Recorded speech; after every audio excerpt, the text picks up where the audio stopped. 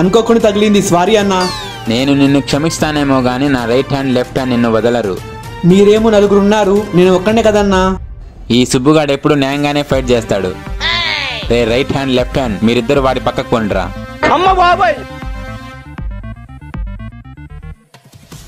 అన్నా ఇప్పుడు మేము ముగ్గురం అయ్యాము, మీరిద్దరే కదన్నా ఉండేది. చిన్న వెళ్ళు, మేము చూసుకుంటాం.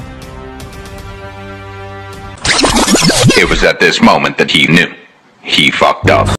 నువ్వు ఆ పక్కను చూసుకో, ఈ ముసలోని నేను చూసుకుంటా.